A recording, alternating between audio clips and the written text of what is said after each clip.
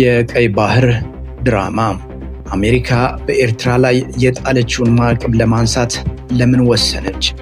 ከአስመራ እስከ አዲስ አበባ አዲሱ የጂኦፖለቲካ የኃይል ሚዛን ምን ይመስላል? በአፍሪካ ቀንድ ሰማይ ስር ለአስርት ዓመታት በዓለም አቀፍ ዲፕሎማሲ ብቸኛዋ ኮከብ ሆና የቆየችው ኤርትራ ዛሬ በዋሽንግተን የኃይል ኮሪደሮች ውስጥ ዋነኛ መነጋገሪያ ሆናለች። ለዓመታት በአስመራና በዋሽንግተን መካከል የነበረው ግንኙነት በበረዶ የተሸፈነ ያህል ቀዝቃዛ ነበር። ማዕቀቦች፣ ውጥረቶችና የቃላት ምልልሶች የሁለቱ ሀገራት መገለጫዎች ነበሩ። ነገር ግን ሰሞኑን የሮይተርስ የዜና ወኪል አንድ ያልተጠበቀ ምስጢር ሰነድ ይፋ አድርጓል። ሰነዱ እንዲህ ይላል። አሜሪካ በኤርትራ ላይ የጣለቻቸውን ለዓመታት ቆይተው የነበሩትን ጠንካራ ማዕቀቦች ልታነሳ ነው።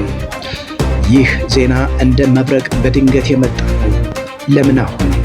አሜሪካና ኤርትራ ምን አይነት ድብቅ ስምምነት ላይ ደረሱ? ይህ ውሳኔ በኢትዮጵያና በኤርትራ መካከል አሁን ላለው ውጥረት የሚሰጠው ትርጉምስ ምንድን ነው? ዛሬ በዚህ ቪዲዮ ከታሪክ ማህደር እስከ ዛሬው የጂኦፖለቲካ ቁማር ድረስ ያለውን ሰንሰለት እንበጣጥሰዋለን። ማዕቀቡ ማን ላይ አነጣጠረ? ኢትዮጵያ በዚህ ድራማ ውስጥ ያላት ሚና ምንድን ነው? እናም አሜሪካ የአፍሪካ ሰሜን ኮሪያ እያለች የምትጠራትን ሀገር ለምን በድንገት ልትታረቃት ፈለገች? ዝግጁ ከሆናችሁ ወደ ጥልቁ ትንታኔ እንግባ። አሜሪካ በኤርትራ ላይ የጣለችው ማዕቀብ ብላንኬት ወይም መላውን ሕዝብ የሚቀጣ አልነበረም። ይልቁንም ታርጌትድ ወይም የተወሰኑ ቁልፍ ግለሰቦችንና ተቋማትን ያነጣጠረ ነበር። በፕሬዝዳንታዊ ትዕዛዝ በ14046 አማካኝነት የዋሽንግተን ግምጃ ቤት ቀይ መስመር ያሰመረባቸውን አካላት እንመልከት። አንደኛ፣ ብርጋዴር ጄኔራል አብርሃ ካሳነ ማርያም፣ የኤርትራ ብሔራዊ ደህንነት ኃላፊ። የሀገሪቱ ዓይንና ጆሮ የሚባሉት ጄኔራል በሰሜን ኢትዮጵያው ጦርነት ወቅት ለነበረው ቀውስ በቀጥታም ሆነ በተዘዋዋሪ እጃቸው አለበት ተብሎ ተፈርጆባቸዋል። ሁለተኛ፣ አቶ ሀጎስ ገብረ ሕይወት ወይም ኩርቲም፣ የገዢው ፓርቲ የኢኮኖሚ አማካሪ፣ የኤርትራን የፋይናንስ ምንጭ የሚቆጣጠሩትና በውጭ ሀገር ያሉ የሀገሪቱን ንብረቶች የሚያስተዳድሩት ቁልፍ ሰው ነው። ሶስተኛ፣ ተቋማቱም ሬድ ሲ ትሬዲንግ ኮርፖሬሽን እና ህድሪ ትረስት። እነዚህ ተቋማት የኤርትራ መከላከያ ሰራዊት የሚተነፍስባቸውና የገንዘብ ዝውውር የሚያደርጉባቸው ዋነኛ የኢኮኖሚ ምሰሶች ናቸው። እነዚህ ማዕቀቦች የተጣሉት ኤርትራ በትግራይ ጦርነት ወቅት በፈጸመች የሰብአዊ መብት ጥሰት ምክንያት እንደሆነ አሜሪካ ገልጻለች። ጭፍጨፋ፣ ዝርፊያና ወሲባዊ ጥቃት የሚሉ ከባድ ክሶች በኤርትራ ሰራዊት ላይ ሲዘነዘሩ ቆይተዋል።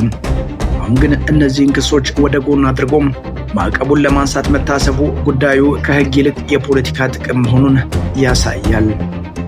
የኃይል ሚዛን ፍልሚያ፣ ኢትዮጵያ፣ ኤርትራና የባህር በር። ወደ ዋናውና እጅግ ወሳኙ ነጥብ እንለፍ። አሜሪካ ለምን አሁን ወሰነች?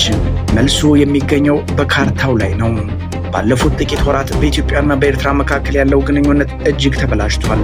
ጠቅላይ ሚኒስትር አብይ አህመድ ኢትዮጵያ የባህር በር ማግኘት አለባት የሚለውን አቋም ካነሱ በኋላ አስመራ ይህንን እንደ ሉዓላዊነት ስጋት የተመለከተችው። ዲፕሎማቶችና ተንታኞች እንደሚሉት አሜሪካ ማዕቀቡን ለማንሳት ማስቧ ለኢትዮጵያ የሚላክ ግልጽ መልእክት ነው። መልእክቱ እንዲሁ ይነበባል። ኢትዮጵያ የባህር በር ጥያቄዋን ለማስከበር በኤርትራ ላይ ማንኛውንም አይነት የኃይል እርምጃ ለመውሰድ ካሰበች አሜሪካ ከኤርትራ ጎን ትቆማለች። ዋሽንግተን ኤርትራን ከማዕቀብ ነፃ በማድረግ ሀገሪቱ ከዓለም አቀፉ ማህበረሰብ ጋር እንድትቀላቀልና በዲፕሎማሲው ረገድ እንድትጠናከር እያደረገች ነው። ይህ ደግሞ በኢትዮጵያ በኩል ሊሰነዘር የሚችለውን ወታደራዊ ስጋት ለመግታት ያታለመ ስልታዊ እርምጃ ነው።